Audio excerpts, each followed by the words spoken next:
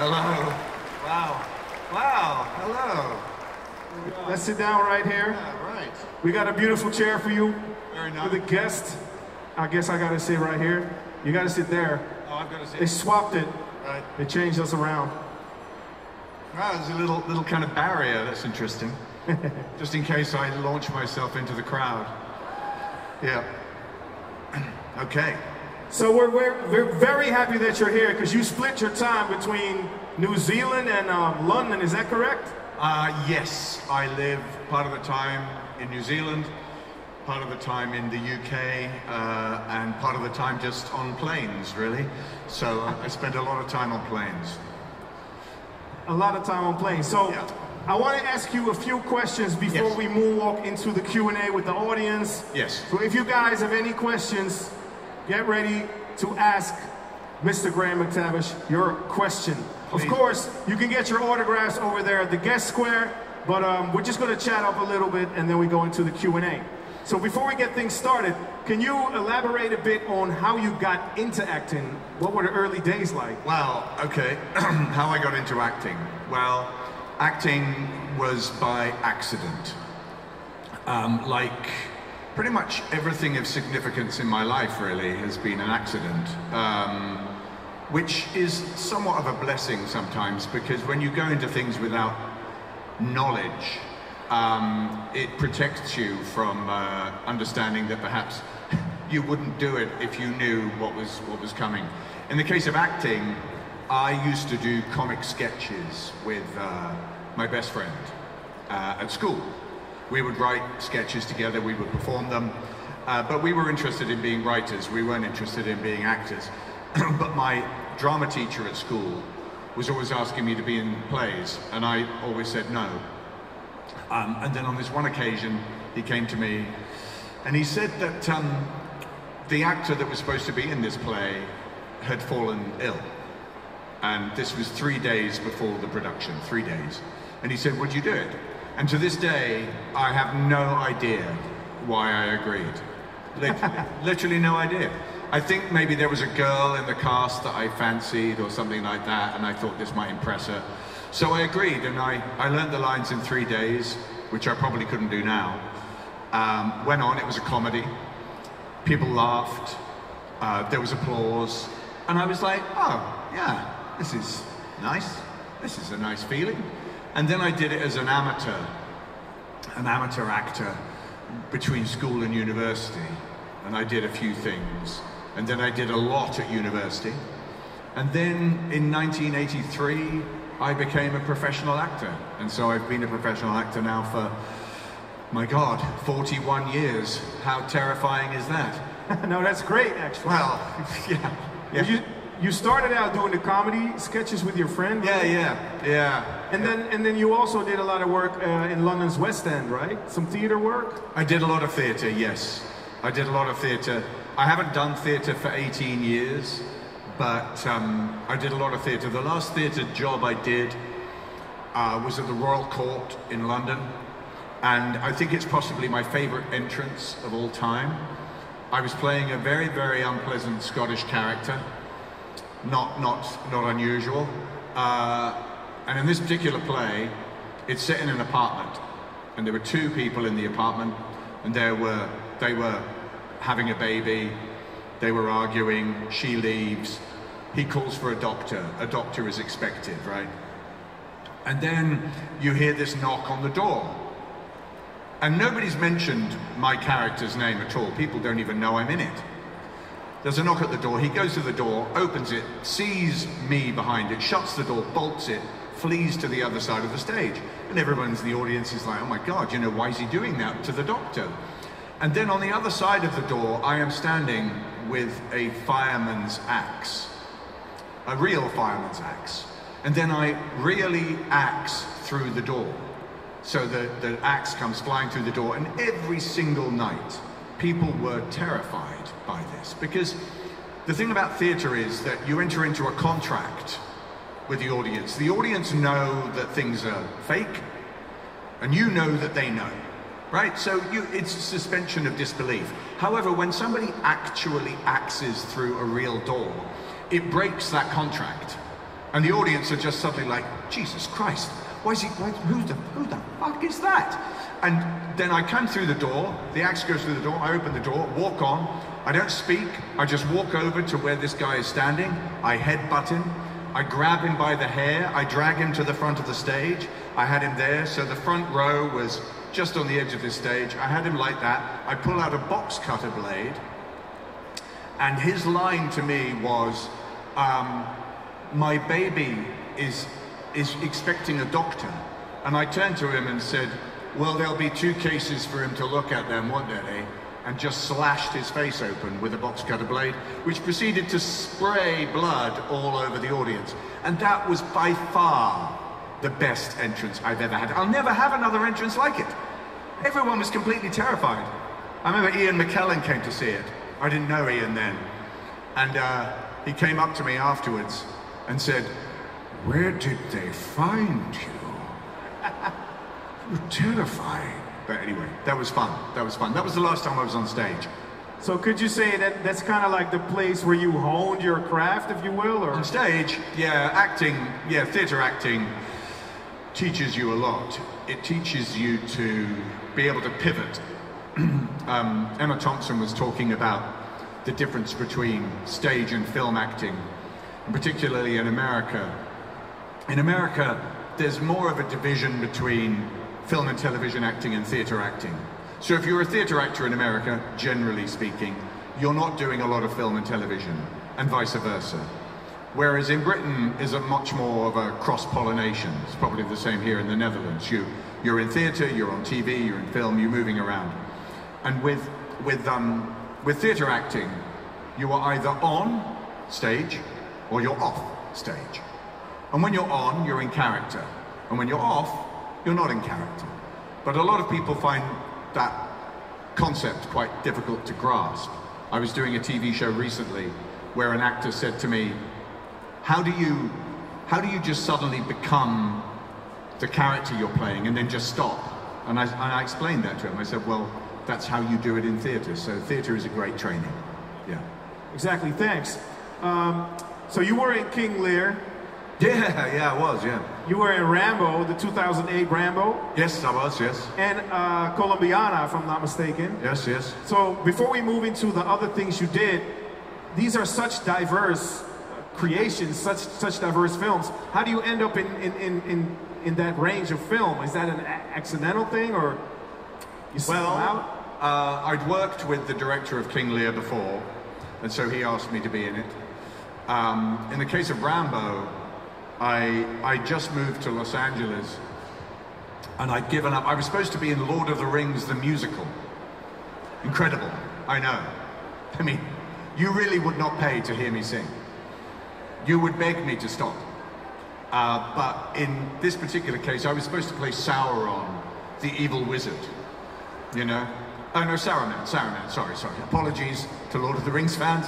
Saruman, the evil wizard, yes. And all he had to do was walk on, be evil, come off. He didn't sing, he didn't dance, not surprisingly. And anyway, I was supposed to be doing that. But for various reasons, I ended up pulling out of that show and decided to move to America. And when I moved to America, the first audition I had was for Rambo. I'd been there a week. And I went to the office for the meeting.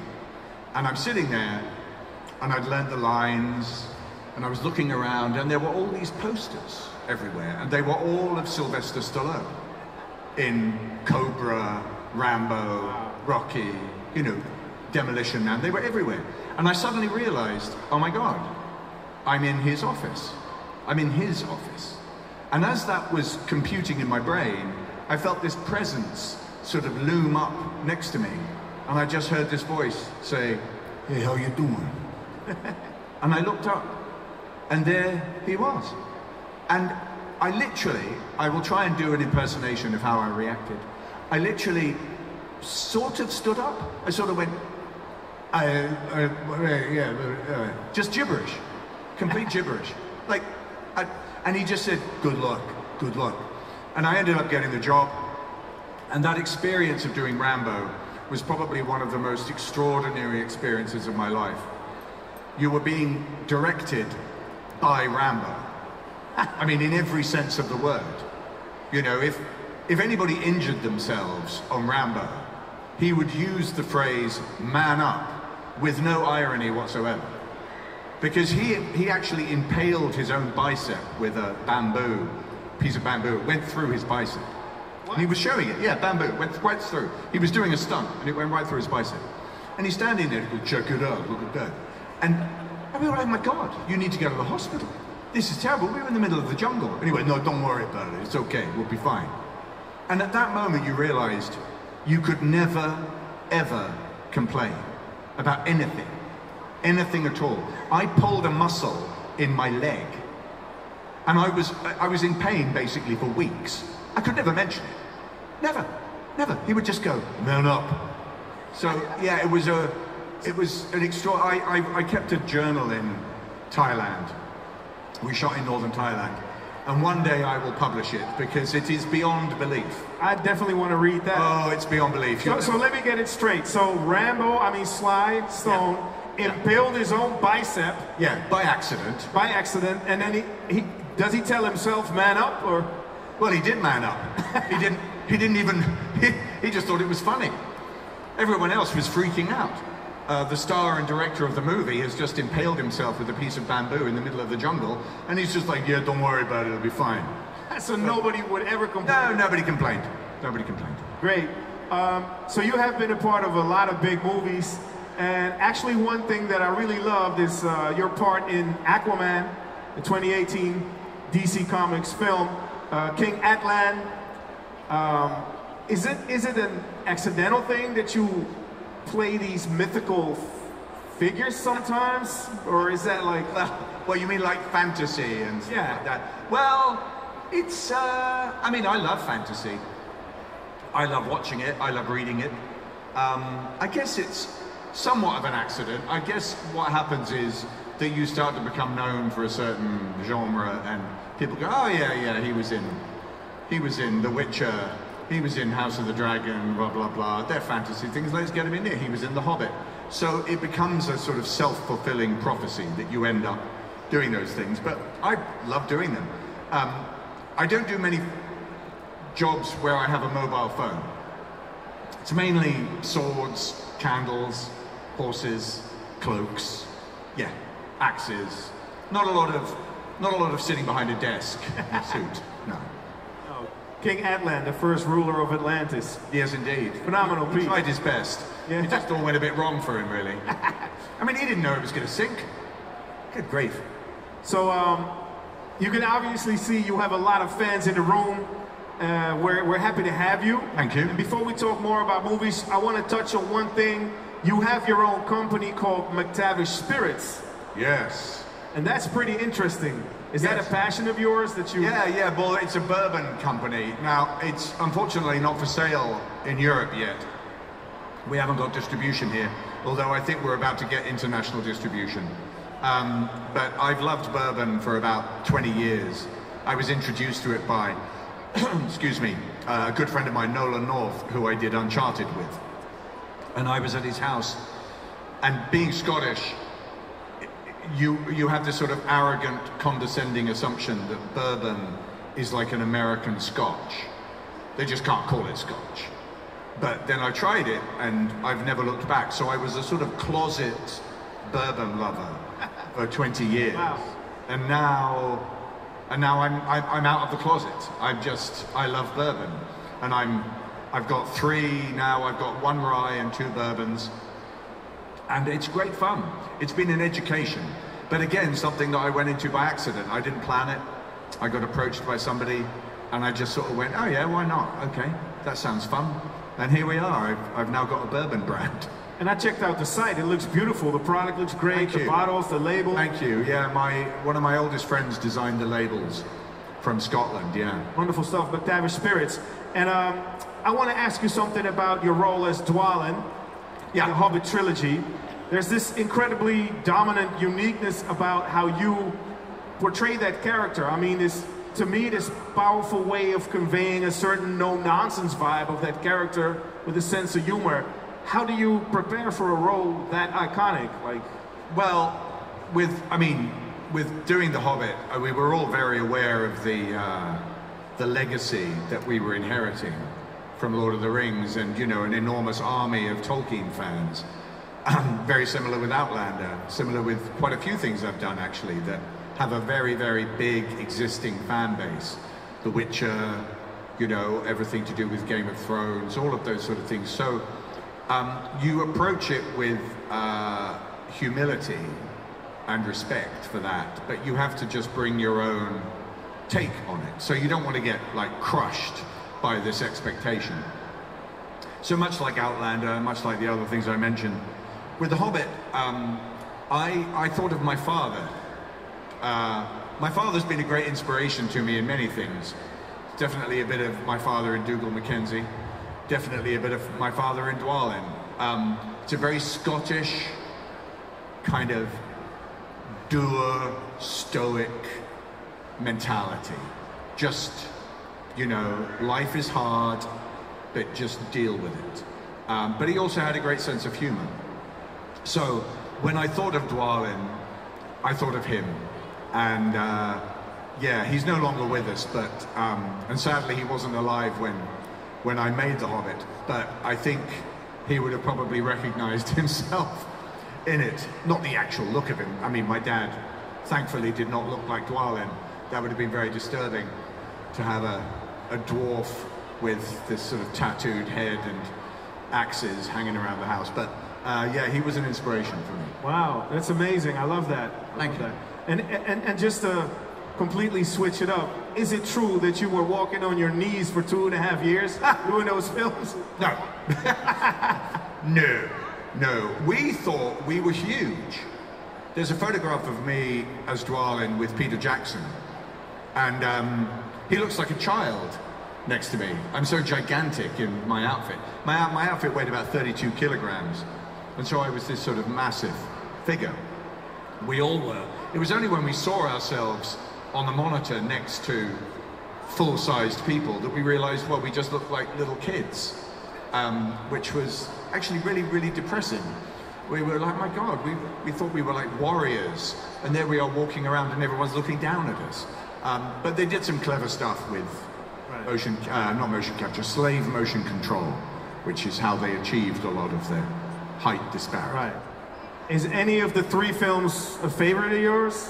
Oh, I think the first one's my favorite, because really that's when, because we filmed them chronologically, that's when we just started, that's where we really got to know each other. And it was very, very, very about the dwarves. And we had such a great experience on that. Bag End, you know, everything to do with that first film was such a revelation. And we were thrown into things that we just couldn't imagine. I mean, there were plenty of things that happened in the other films as well. Having fish poured on your head, going in barrels down a river, you know, coming out of a toilet, you know, just every day there was, Peter Jackson would impose some fresh horror upon you. And go, because Peter sort of talks a little bit like that. And he loves watching other people suffer. What? He does. In the nicest possible way. Right. But he's a very, very gentle sadist. And he particularly enjoyed being sadistic towards me, Richard, Jed, a couple of other people. We were his favorites to punish. And so I was picked for the fish, you know, the barrel thing, the coming out of the toilet, all of that sort of stuff. So, yeah. Nice. So I want to move into the Q&A with you. If anybody in the audience has a question for Graham McTavish, please line up in front of the mic. And by the way, Graham, I love that you did the voice for Thundercracker in the Transformers video game. That's crazy. Any Transformers fans? No? Not at all? Oh, 3 people in the back. I love you too. So we got a nice line of people. You can ask your questions to Graham McTavish. Go ahead. Ask away. Hello again. Oh, wow. I had a question, and I still want to ask it, but for him talking about all the books you've written, to my shame, I have to admit, I don't know for sure if you've done this. My question is, are you ever going to write a book like Wayward by Sam Ewan? Am I tempted to write another book with Sam? Is that the question? No. Oh, hold on. I'm going to walk down to where you are because there's so much reverberation here. I'm going to come down to you. Iets dichter in de microfoon spreken, iets dichter. Okay. Yeah. Sam has written a book, Waypoints. Oh, Waypoints. Yeah, it's on Waypoints. Or as I called it, What's the Point? And I was wondering if you're ever going to write a book like that. A book about myself, an autobiography. Well, I don't know. Maybe. I've always been a bit... I mean, this is no disrespect to Sam. I've always been a bit kind of self-conscious about the idea of just writing a book about me. I kind of always like to have a sort of filter, a little bit. So I am planning to write a fiction book. So I'm working on that. I'm starting that next year. But you never know. You never know. I mean, I've definitely got some stories. I mean, I could devote an entire book just around them.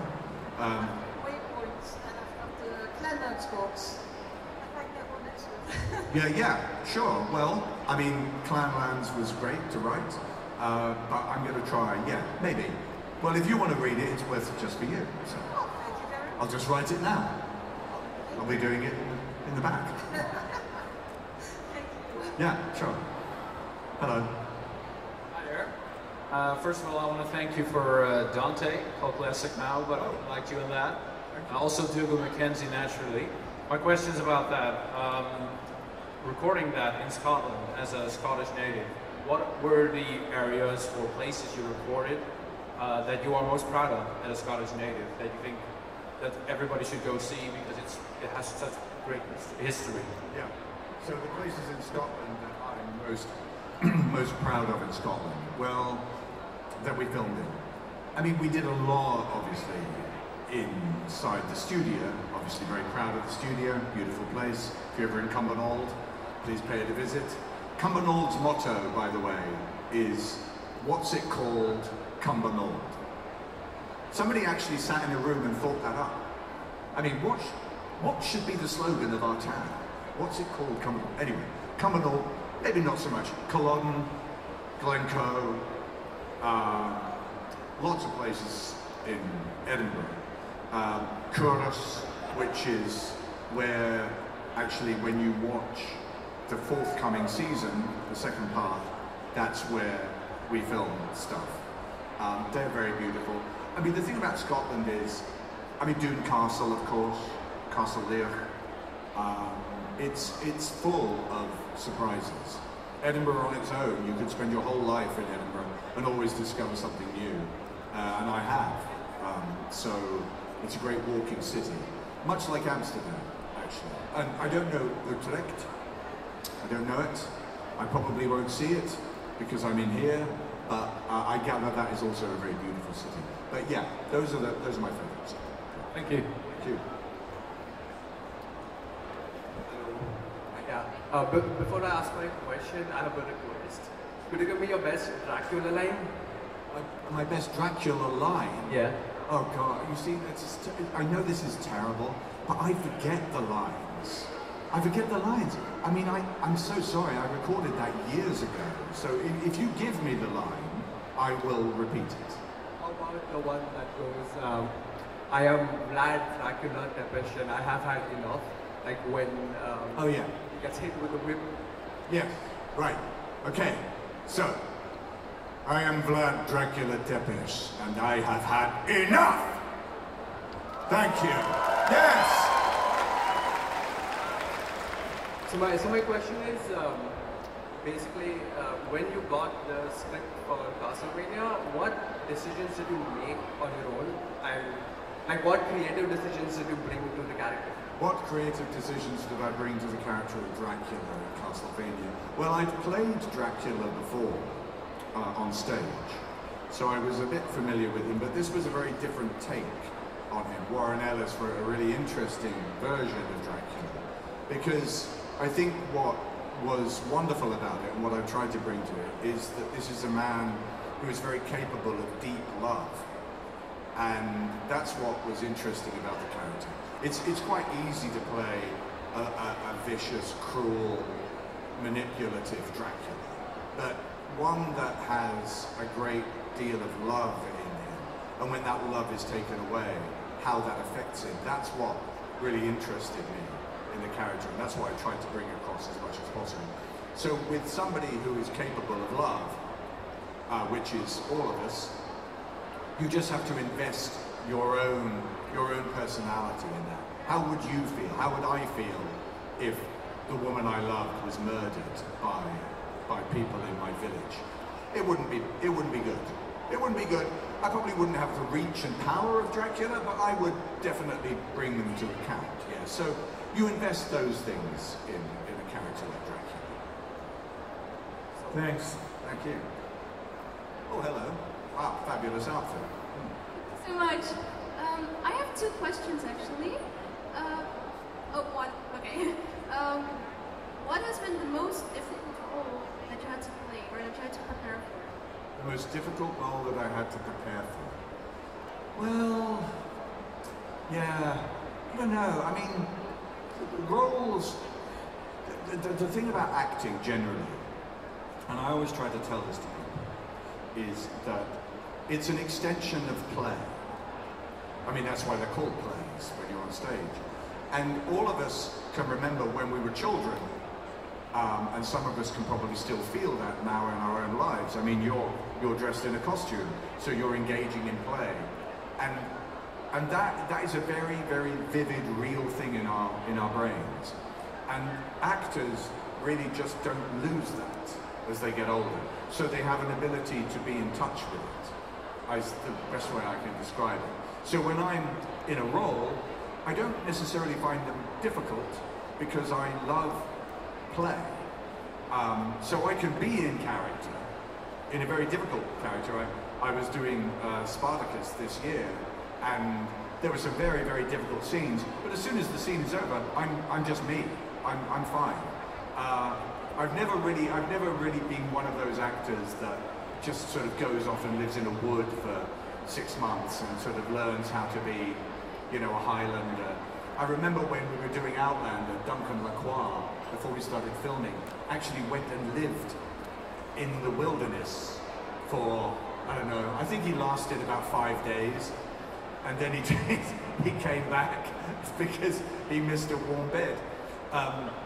So I've never done anything like that, but I mean, I don't have favorite roles. I've been very lucky. I've really enjoyed pretty much all of them. I try and think of things that get me into character are things that have happened in my real life. So grief, loss, love, anger. We all have those emotions within us, and you just have to access them in the moment. Thank you. Pleasure. Yes, volgende vraag. Hi, I just, sorry, I really liked you in The Hobbit, and I really liked you in Outlander, but so did my mother. Unfortunately, she's at the moment sick at home. Okay. Would you mind just saying hi to her? Saying hi to your mother? Please. Yes, I'll say hello to your mother. Thank you. Is it on? Yes, it is. It's on? Hello, what's her name? Jolaka. Jolaka. Jolaka? Yes. Jolaka, hello. I'm here on stage in Utrecht. I'm so sorry you're not here. Your lovely daughter's here. I'm sorry that you're sick. I've been sick. I know what that's like. It's just so boring. There's no fun at all. So when you get better, I hope we get the chance to meet. Thank you. Thank you very much. Nice.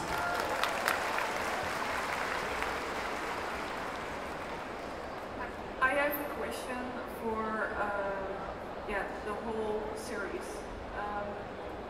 Do you watch all the series yourself, or do you watch a part? Do I watch what I've been in? Yes. No. A lot of actors don't. I mean, I have seen things that I've been in a bit. Like I saw the first 2 episodes of Outlander at the premiere in San Diego. I saw the premieres of The Hobbit. I've seen those films with my children as they've grown up. I've seen a little bit of Preacher. I've seen a little bit of The Witcher, but I don't sit and watch them because it's not a painful experience, but it's just, you see the things that are wrong. You see the mistakes, or what you see as mistakes, and also you experienced it in a completely different way. So whenever I've watched The Hobbit, for instance, I remember every single moment and how that felt and what we were doing. And it takes you out of the experience. So, you know, I remember, you know, what we had for lunch that day. I remember the journey to set. I remember the jokes that we were making just before we did the scene, and which can be fun, but I don't really sit down and watch my own stuff. No, it's kind of weird, I know, but I like to just watch other people's stuff that I can lose myself in, and that's why I don't. Yeah, I try not to watch. Okay, thank you. Thanks. Next. Hi, I hope you're having a really good time today here. So it's been a while since The Hobbit released, and since then we have had a lot of new talking projects with Amazon series, a new movie coming out soon. Yeah. Have you ever considered coming back to the franchise? Coming back to Middle-earth? Yeah, for another role. Yeah, I mean, well, you know, I mean, listen, never say never. I mean, Peter Jackson famously said after Lord of the Rings that he would never do another Middle-earth film, and lo and behold, we ended up doing 3. So, never say never, but it would depend. I don't think I could be a dwarf again. That would be, it would almost be disrespectful, really, to Dwalin. And also, the experience of being a dwarf is very unique. It's an experience that only, as Richard Armitage said at the time, only 13 of us will ever know what that's like. And it was great, but I'm not rushing to go back to Middle-earth. I had a great time there, but it's like a really great holiday that you had. Sometimes if you go back to where you had the great holiday, it's not as good the second time round. So, we'll see. Hopefully one day. Hopefully, who knows? Who knows? So we got about 10 minutes left for a couple of great questions. Hello. Let's go. Hello. Yes. I was just wondering if you were able to play any other fantasy race in The Hobbit, for example, which one would you have picked yourself? Oh, if I wanted to be in The Hobbit as a different character, I always say Galadriel. She just had the best outfits. You know, she would just swan on, speak really slowly and softly, and then leave. And it was great. What a great role. Super light costume, you know, minimal makeup, apart from the ears. And yeah, Galadriel. I mean, obviously Gandalf. I mean, there are so many great characters in The Hobbit. But I was just glad to play the Hobbit. Hello, young man. Have you ever broke a bone when you were performing on stage? Have I ever what? Have you ever broke a bone when you were performing on stage? I couldn't quite understand. Have I ever done a what? Did you ever break any bones while performing on stage? Break any bones? Yeah, I think that's what he said. Break any bones performing on stage? No, I've been stabbed. I've been stabbed on stage. I got stabbed in the arm. I've been stabbed in the ribs. I got punched in the face. I got kneed in the groin. Yeah, quite a lot of injuries on stage actually, but I never got a chance to break a bone. No. But yeah, I've never broken anything, touch wood. But yeah, next time I'm on stage, I'll make sure to break a bone. Yeah. Thank you. Yeah. Ah. Yes. I'm Jessica, I'm his mom. Okay. I'm a big Outlander fan. Yeah. And I was wondering if it was hard to learn Gaelic for the series. Was it hard to learn Gaelic for Outlander? Well, yes. I mean, we had Gaelic classes, or as Stephen Walters called them, Gaelic classes. And Gary Lewis, who played Colin, famously, I mean, he hated doing the Gaelic, hated it. So when he would rehearse, he would just recite the names of Scotch malt whiskies. Lafroig, Brewerklanik, Alveni, Ardveg, Langadulin. He would just do that. So we had classes, but for the really big speeches, so no matter who you ask, they're lying if they said they learned it off by heart. So you would have these, what they call idiot boards. So people would be standing, you know, with these things, and you'd have to pretend you weren't reading them. But it's the only way, because I don't speak Gaelic. I wish I did. So. Thank you. Yeah. Let's get this this man. Good grief. What an outfit. Hi. Hi. Question. Of all the movies you've played in, have you ever taken any prop home? Have I ever taken a prop home? Yes. Yes. Well, I mean, they gave me the axes from The Hobbit. I've got the guns and the holster from Preacher. I've got a sword from House of the Dragon. I've got a few things. But when we were doing The Hobbit, in Smaug's lair, there was all the gold, you know? And there was literally thousands and thousands of pieces of gold. And Jed Brophy, who plays Nori, he said to me, listen, I'm going to start stealing the gold, and I'm going to put it in my boots. And then at the end of it, we'll divide it up. And I thought, okay. So we shot on there for weeks. And he, you know, between us, we accumulated hundreds and hundreds of pieces of Smaug's gold. I've still got them, some of them at home. But Peter Jackson came up to him one day and said, now, Jed, I know you're stealing the gold. I know you're doing it. But if I don't actually see you steal it, you can keep it. And he never saw it. He always managed to fool him. So we ended up with hundreds and hundreds of pieces of Smaug's gold. So there's probably a whole section of the film where there's this empty space where Smaug's gold should be, and that's where we've nicked everything. So, yeah. Thank you. Yeah, sure. Nice question about the props. Yeah. Hello. I have more of a request. Oh God. Yes. I want you to do a Dracula line, but from the game and not the anime. That is, but what is a man but a miserable pile of secrets? Right. Okay. Right. Dracula. What is a man but a miserable pile of secrets? Yes, thank you. My pleasure. My pleasure.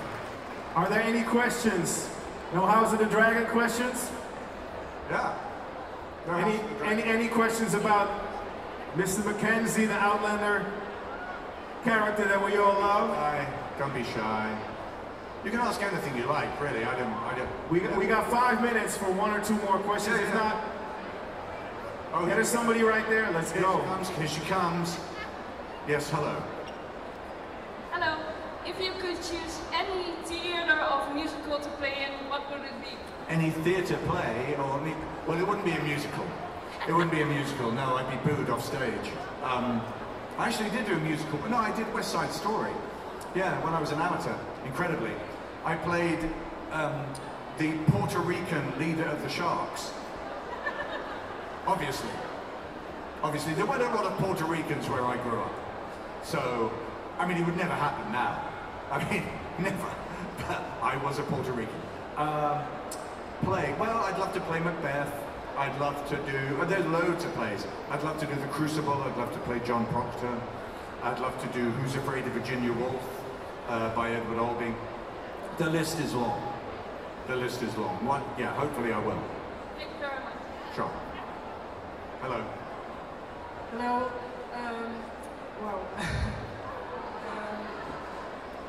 Can you tell a funny anecdote from Outlander, maybe? A funny anecdote from Outlander. Well, yeah, we had a lot of laughs on Outlander. I mean, the one that always comes to mind is when we shot The Wedding. And The Wedding just took a very, very long time. We shot it twice, in fact. We had to shoot it all again because they decided that there weren't enough candles. So we had to all come back. I mean, apart from, you know, Katrina not actually being able to sit down, so she had to lean against this thing because of her giant dress. But when the wedding ceremony was going on, of course, Sam has this extraordinary, ridiculously long name as Jamie Fraser. Was it Jamie Malcolm Mackenzie? What is it? James? What is it? Do you remember? I I don't know. You don't know? You don't know Jamie's name? I don't know. I do know. James Alexander Malcolm Mackenzie Fraser. That's it. Yes, James Alexander Malcolm Mackenzie Fraser. Very, very long name. Duncan Lacroix standing behind me as Murta, and he just was muttering under his breath all the way through it. More names. So there was Optimus Prime, Tarzan, King Kong, and this was just, and we would just break out laughing. And he kept doing it. He would think of a new name. And eventually the director got very annoyed and we had to stop. But yeah, that was definitely a funny moment. Duncan made me laugh every day. He was very, very funny. Thank you very much. Sure. Thanks. So we got room for at least one more question. Come on. I have a quick question. Yep. What's your favorite character from House of the Dragon? My favorite character from House of the Dragon? Well, obviously Sir Harold Westerling. No, who's my favorite character?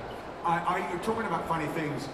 Paddy Considine, who played the King, we had a great relationship. He was always making me laugh. Always. We had a great time on that show. And so, yes, I would probably have loved to play him. It's a great character. Great character. And the final question from Mr. Graham McTavish. Yes. Okay, hi. I watched you in Lucifer and The Witcher, but you played a bad guy there.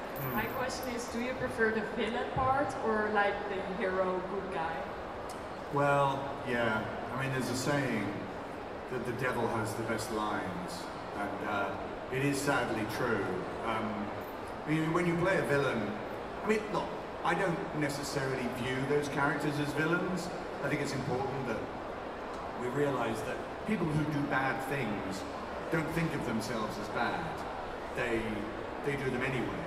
And in fact, a lot of bad things are done in the name of good.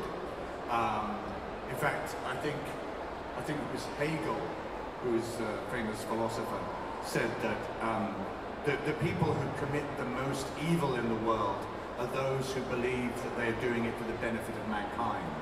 And somebody like Father Kinley in Lucifer certainly believed that he was doing everything for the benefit of mankind.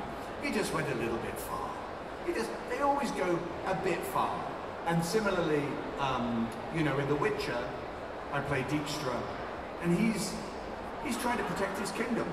But in doing so, he does some pretty dodgy things. Dougal Mackenzie believes in Scotland and the restoration of the Stuart monarchy, all of those things. And in doing that, he will do bad things. He's also someone who can't control himself. So, you know, he sees a pretty woman, you know, it's terrible. I mean, poor guy. You know, with the poor women. I mean, but he has a really lovely relationship with Geralt. But, so I never see them as villains. I see them as definitely flawed, but not people who wake up in the morning and look in the mirror and go, another day for me to be evil. You know, nobody does that. Nobody does that. I mean, even the worst kind of sociopath has an internal logic that justifies their actions. And not that any of the characters I've played have been sociopaths, as far as I know, but I think it's an interesting thing about humanity, is that we do things to protect ourselves, to protect those we love, to protect our country, to protect whatever it is. And sometimes in doing that, they have very, very, very bad consequences. And I think that's really the history of humanity, is that we are flawed people. None of us are perfect. Well, apart from me, obviously. Yes. Well, Graham, that's a phenomenal answer. I'm afraid this was the last question. And we're going to end this the right way. I want you all to get in the shot. We're going to shoot a quick video. I want you all to be in the shot. Dutch Comic-Con, make some noise for the one and only Graham McTavish! Thank you, sir. Thanks so much. Thank you very much. Phenomenal. Thank you. Thanks. Laat je horen van Graham! Nou, dat was echt de moeite waard. Super tof. Heel erg tof dat jullie er allemaal zijn. Zometeen ben ik terug vanmiddag om 3:30 met Persia White en Joseph Morgan. Zijn die fans? En straks natuurlijk de cosplay en alles wat